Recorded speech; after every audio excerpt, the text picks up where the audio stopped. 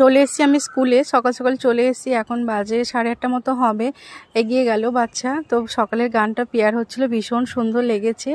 তো তোমার সাথে কথা বলছি, কিন্তু এই সময়তে প্রচণ্ড বাইরের নয়েজ বেশি ছিল, সেই কারণে আমি ভয়েস ওভার দিতে বাধ্য হলাম। যে আমি খুব তাড়াতাড়ির মধ্যেই চলে এসেছি স্কুলে, খুব তাড়াহুড়োর মধ্যে নর্মাল একটা জামা কাপড় পরেই চলে এসেছি। আর এই জায়গাটা হেঁটে যেতে ভীষণই সুন্দর লাগে। তো দুটো জবা ফুল নিয়েছি, খুব ছোট্ট ছোট্ট দুটো জবা ফুল পেয়েছি। দেখলে আমি ছাদে গিয়েছিলাম, সেরকমভাবে জবা ফুল পাইনি, পুরো নিরাশ হয়ে ফিরে এসেছিলাম। তো এখানে দুটো গাছে জবা ফুল পেয়েছি। এখন যেহেতু জবা গাছে মিলিবাগ হচ্ছে, সেই কারণে ফুলগুলো তো বেশি ভালো হচ্ছে না। তো যাই হোক, মিলিবাগ আছে ফুলটার মধ্যে, একটুখানি ফেলে দিয়ে পরিষ্কার করে ধুয়ে বাবার কাছে নিবেদন করব। তো চলে এসে হাঁটতে হাঁটতে বেশ কিছুটা রাস্তা। তো চলো, অর্পিতা দি সামনে যাচ্ছে, ওকে ধরবো বলে আর একটু জোরে জোরে আমি হাঁটছিলাম।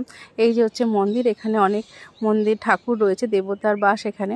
তোমাদেরকে দেখাচ্ছি ভেতরে গিয়ে। চলো দেখো, এটা হচ্ছে প্রথমেই রয়েছে গণপতি বাপ্পা, তারপর রয়েছে মহাদেব, তারপর রয়েছেন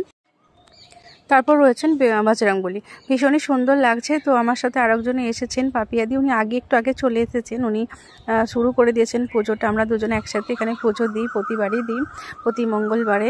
তো ভীষণ সুন্দর লাগছে, এই পরিবেশটা এত সুন্দর। আমি যেখানে ভয়েস ওভার দিচ্ছি একটা গাছের নিচে, সেখানে বিভিন্ন রকমের পাখি ডাকছে। বেশি জোরে কথা বলতেও ইচ্ছা করছে না, কারণ তাদের যেন অসুবিধা না হয়, এতটা সুন্দর ভালো লাগছে। দেখো, এখানে শান্তি মনে পুজোটা করলাম, নিজে হাতে পুজো করলাম, বাবাকে একটা ফল দিলাম আমি। তো আমি সিঁদুরটা খুঁজে পাচ্ছিলাম না বাড়িতে, কিন্তু এসে দেখলাম যে ব্যাগের মধ্যেই রয়েছে। ভীষণ ভালো লাগলো, সবই বাবার ইচ্ছা। তো চলো, আজকে ভিডিওটা এন্ড করে দিলাম। তোমরা অবশ্যই কিন্তু আমার পাশে থেকো, সাথে থেকো।